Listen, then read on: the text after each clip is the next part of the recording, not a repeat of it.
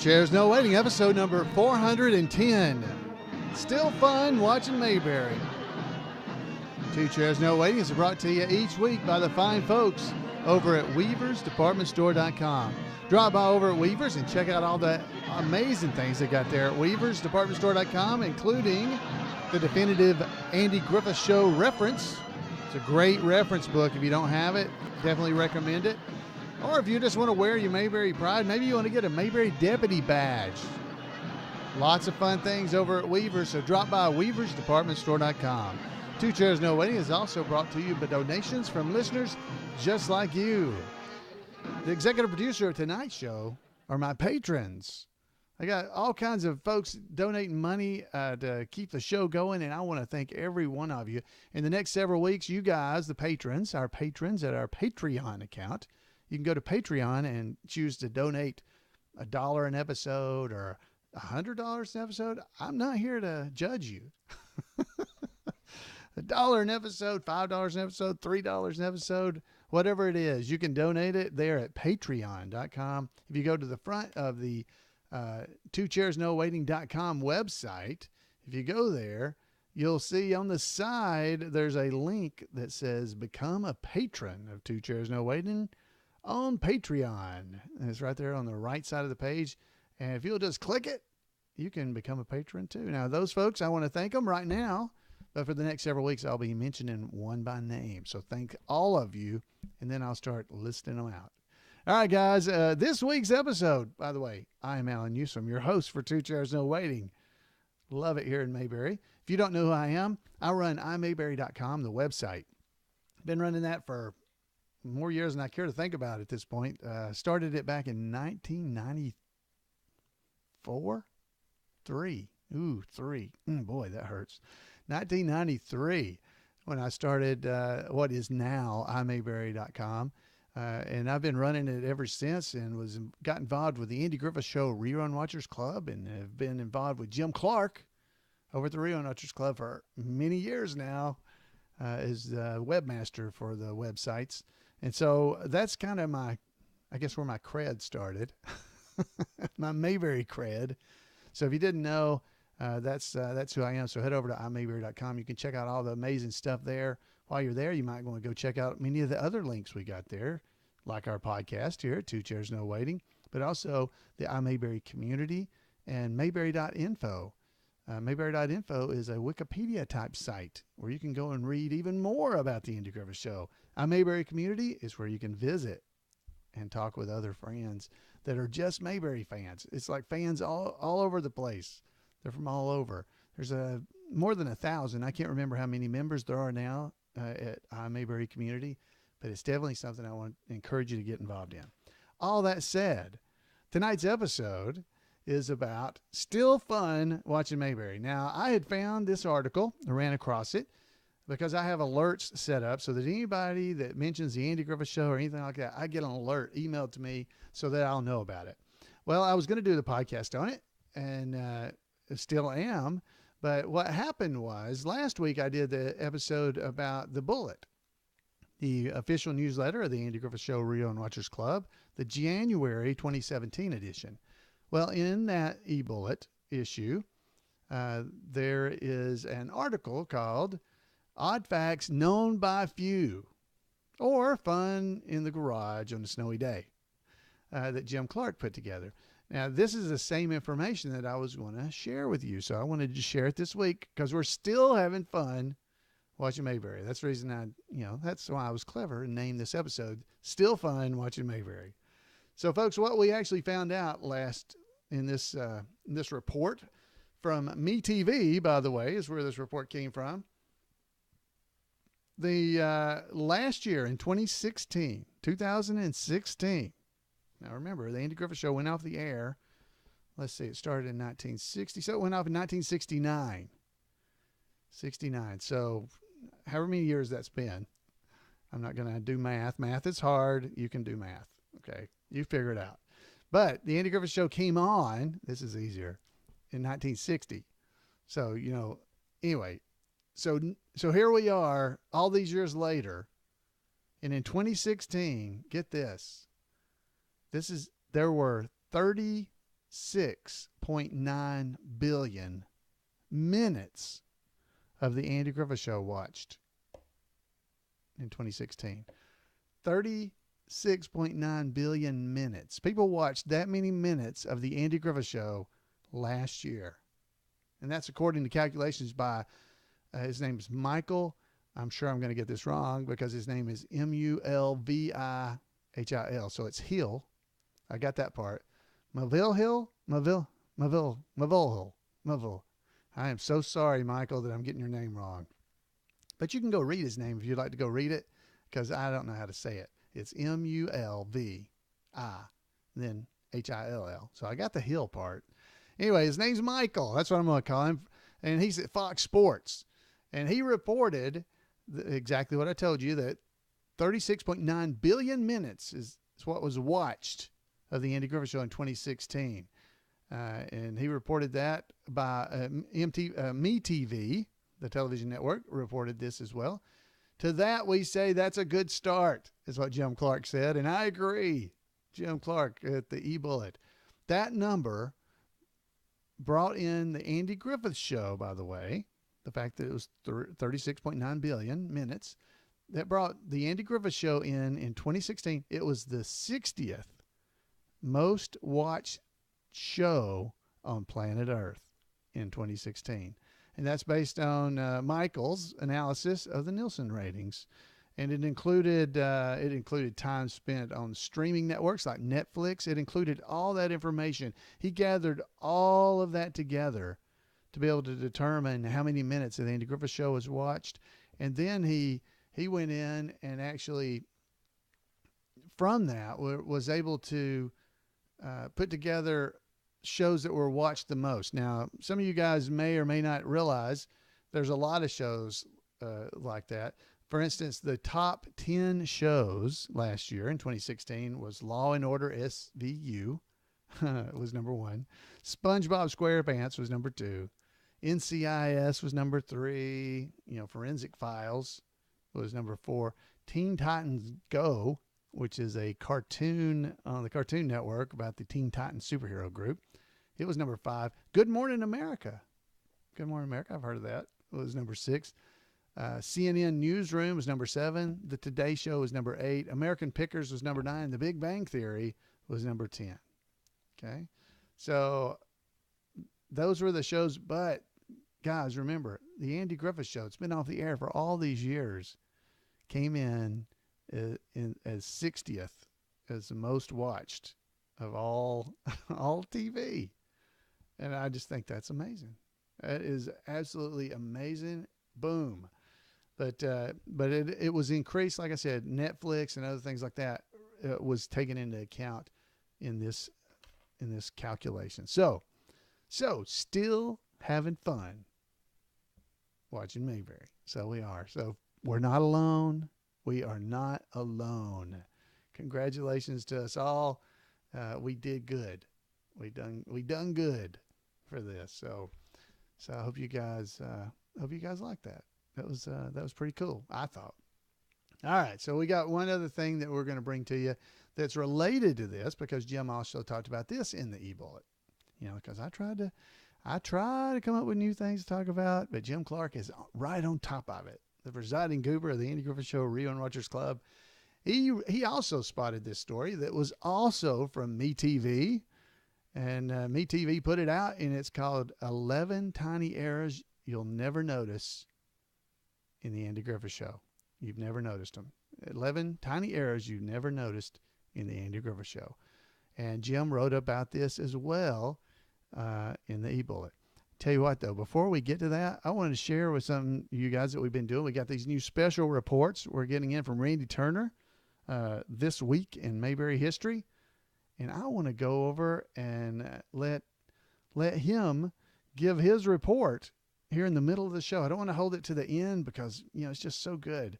So let's hear this week in Mayberry history, and then we'll go into some of these little errors that we've heard. So let me pull up my graphic here of this week in Mayberry history with Randy Turner. This is Randy Turner, and welcome to This Week in Mayberry History, a report from the Mayberry Historical Society.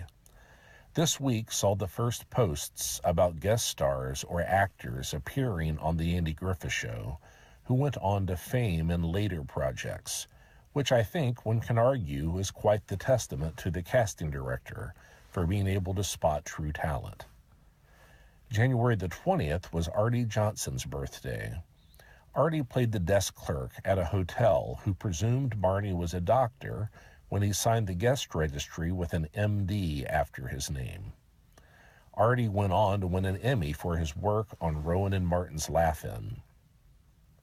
His episode was near the end of season 2 and is a good reflection of the network's reluctance to actually acknowledge our favorite show was taking place in North Carolina, originally preferring to keep the location nebulous and simply in the South. The big city Andy and Barney were visiting was thus called Capital City instead of Raleigh. January the 22nd was the birthday of Bill Bixby, who played the spoiled, wealthy 19-year-old Ron Bailey who sideswiped Fletch Dilbeck's truck. Bill, of course, went on to appear in a number of successful series: My Favorite Martian, The Courtship of Eddie's Father, The Magician, and of course, The Incredible Hulk. People, let me tell you about my best friend. He's a warm-hearted person who loved me till the end. The Courtship of Eddie's Father ran from 1969 through 1972 and was based on the 1963 film of the same name, which starred Ron Howard as Eddie. While certainly a talented actor, Bixby was handsome and had a youthful look, so much so that when he played the 19-year-old Ron Bailey, he was actually 28 years old. That's it for this week. By the way, if you are not on Facebook or have friends who would enjoy the posts but aren't on it, just send an email to turnersgrade@gmail.com, and I can send links that will enable the posts to be seen even by those not on Facebook. The address is all one word with no apostrophe. That's turnersgrade@gmail.com. As always, thanks for listening, and remember to take Andy's advice and go out there and act like somebody. All right, folks, I hope you enjoy that. Thanks to Randy for turning these reports in this week in Mayberry history. Great report, and I know you guys enjoyed that. Definitely head over there if you have an opportunity and you'd like to go over there and sign up, because if you don't have Facebook, you can still get these reports at turnersgrade@gmail.com. He will email those to you, and you'll be able to go directly to the links and see it and read these, and they're daily. It's amazing. Great job by Randy. I want to thank him for doing these segments for us, because I know I'm enjoying them, and I know you are too.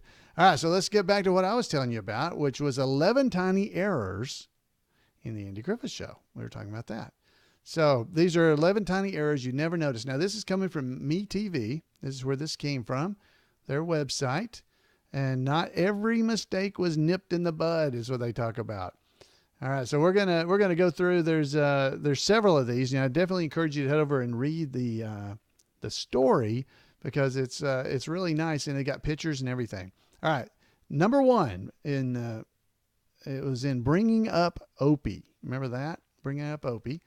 There's a touching scene where Andy's sitting on Opie's bed, and he explains to his son why he shouldn't come to the jail anymore, and Andy and Barney, they shouldn't come as bad influence. Okay, during that scene, Andy and Barney, they always wear their badges above their left breast pocket.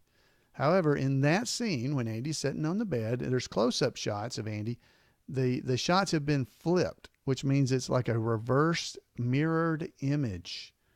And when you see that, his badge actually jumps to the right side of his shirt. So be watching for that. That's in Bringing Up Opie, that episode of the Andy Griffith Show. All right, number two, the bookie barber. Okay, outside the barber shop, Andy tells Barney that one of his ears is longer than the other. One lobe. Yeah, I'm not responsible if one lobe's longer than the other. Anyway, so one lobe's longer than the other. That's what he's talking about. And Andy walks off camera. What you see. However, as soon as he exits the frame, if you watch in the glass of the barbershop window, you'll see a reflection of Andy, who immediately stops and kind of hunches over to look under the camera, because you're looking into the camera frame.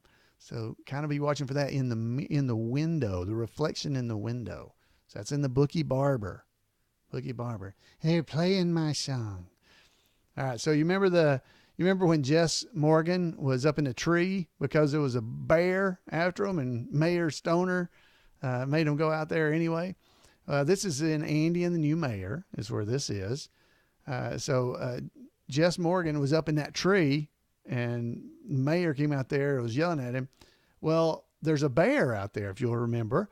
And you can see, if you look really close, the animal handler is letting the bear loose from his leash. You can see him do it. He does a fairly bad job hiding behind a tree. So he's over on the left-hand side of the screen. So watch for that when the bear gets loose, when the bear's coming around there, when they actually see the bear. So look at him trying to hide behind the tree. Okay. So now this one's a fun one because this is the Mayberry Band. The Mayberry Band, which plays our intro music every week. Let's hear just a little of it. That's the Mayberry Band. That's right. Well, while the Mayberry Band is getting ready to play, if you look at the beginning, Andy's playing his tuba. He's got his tuba there, and it's, the tuba, I never thought about this, but it's reflective. It has reflection in it.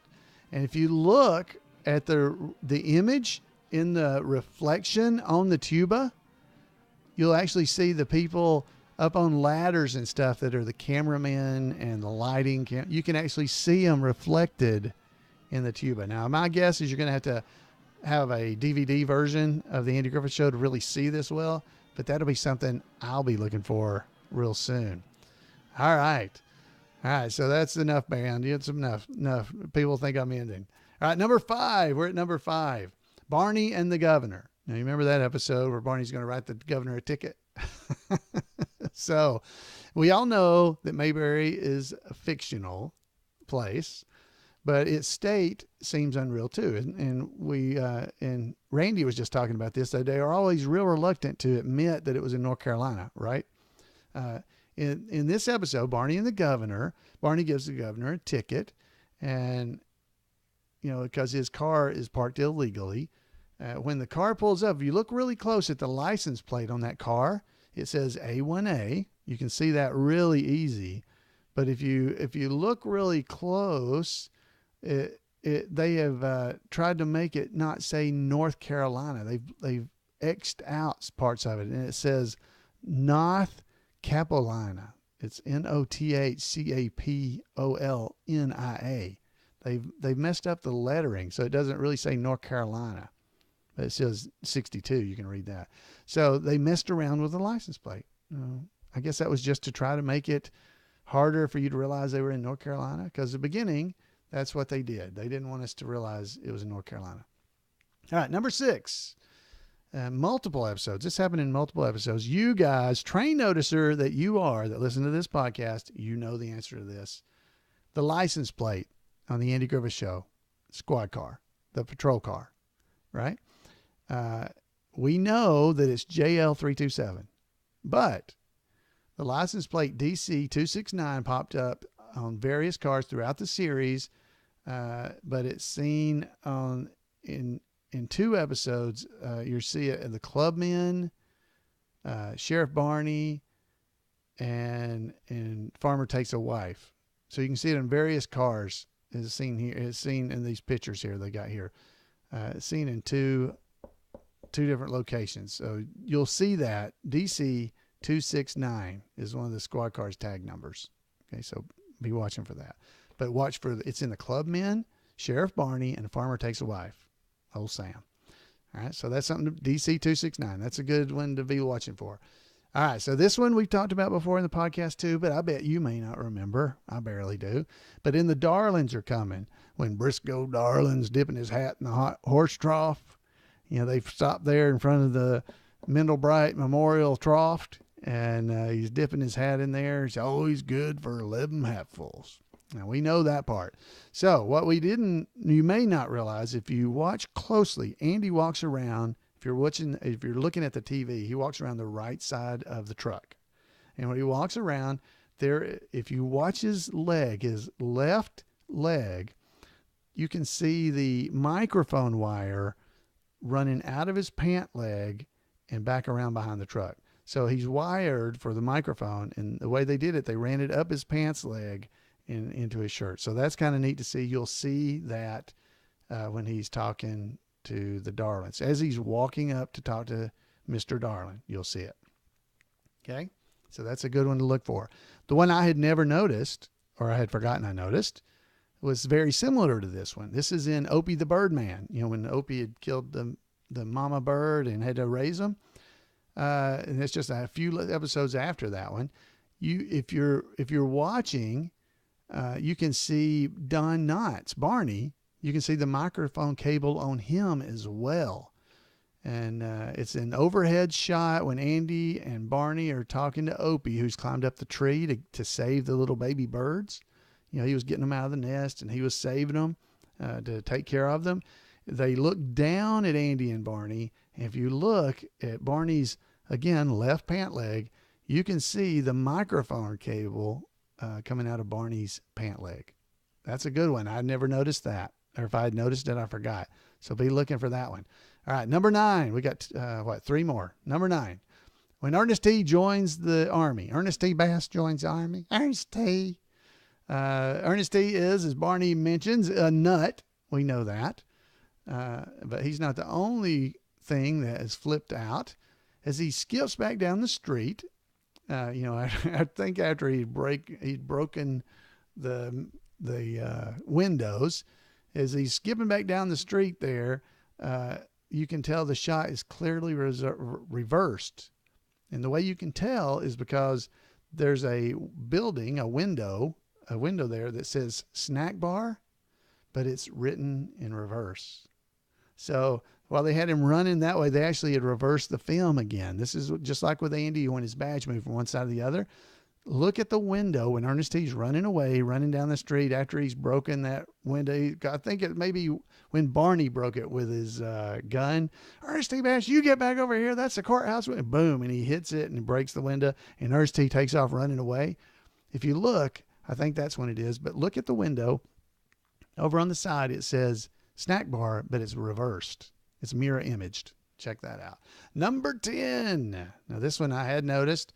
This is from Aunt Bee the Crusader. This is when they were trying to take over the farm and, going to bulldoze it to build the road out there. Well, this is toward the end of the episode, Bo, the rooster that it was given to Opie, he's supposed to be inebriated. He's drunk. He's been drinking something he shouldn't. So the rooster starts bending over really weird. Okay. So what they had done is they tied a wire around his neck, and they would pull on his neck, and it would make him pull over to the side. If you watch very closely, you can see a thin line that's tugging at it that makes his head moved over. So you got to watch. It's really hard to see, and I'm almost sure you'll need the DVDs for that. But it is there. So try to watch for that and see if you can see the little thin wire, the chicken. It's probably a fishing line or something. I don't know what they used, but something that they were using to pull a little thin line. All right. The last one, number 11, and we're all done. This one is from Goober Goes to the Auto Show. Now, this is a color episode. You guys that don't like color episodes, this is a bonus. So there were 10 plus a bonus because this is color. All right, so this is in a later episode. As I said, this is actually a factual problem because the Andy Griffith Show is located in, North Carolina. You got it. Good job. It's in North Carolina. We've already talked about that. So in this episode, Andy and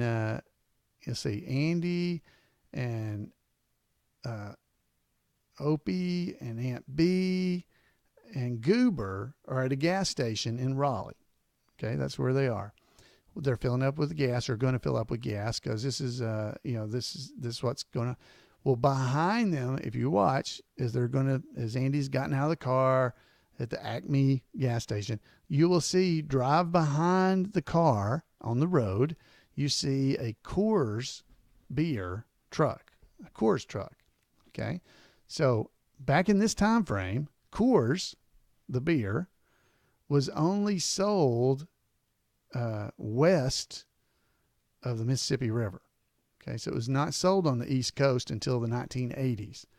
So there you go. Now, if you remember, they talk about it in this episode that in 1977, Smokey and the Bandit, the movie with Burt Reynolds, that was what they were going on. It was a run out west to get Coors beer to bring back to the East because they didn't sell it in Georgia. Same thing. They didn't sell it in North Carolina either. So if you watch for that, you'll see a Coors truck go by. Obviously, Andy Griffith Show was filmed in California, and that's why you see the truck. All right. That is all I've got. I'll have a link to this story so you can go and look at it, and you can look at big pictures of the different things they're talking about there because they have images where you can actually see the truck and everything. You can see the Coors truck. You can see all these things I was talking about to you. You can actually see them for yourself and then try to watch it on the Andy Griffith Show and see if you can see the wire because things like that is really hard to see the wire, but you can kind of see it in the pictures that they give us. And you can see all the other things. You see snack bar written backwards. They've got it even circled where you can see it. They show you the microphone cables. All those images, they got them for you. So you can actually be watching for these things when you're watching the Andy Griffith Show and see if you can spot them. Because to me, I don't tell you about these things because I'm making fun or in any way not enjoying the Andy Griffith Show. It makes it more fun to me watching for stuff like this. Because while I absolutely love the Andy Griffith Show, it's fun to me to spot these little tidbits, little errors, whatever you want to call them, because it's just fun. I enjoy it. And if you don't, I'm sorry. I hope I didn't take away your fun from the show. But hopefully I didn't, and hopefully you're still enjoying it. And, hey, if you're not enjoying it, I'd love to hear from you. You can give me a call at 888-684-8415, and you can tell me, Alan, quit doing stuff like this. It makes it not as fun for me. I want to believe it's completely true. Yeah, so do I. But, it's not. It's really a TV show. We love it. But what a great show it's been. And as the title of this episode goes to tell you, still fun watching Mayberry. I'd love to hear from you again, 888-684-8415. You can also email me at floyd@imayberry.com or just drop by twochairsnowaiting.com and leave me a message right there. Folks, have a great Mayberry week. Thanks to Randy Turner. Thanks to all my patrons. And we'll see you next time on Two Chairs.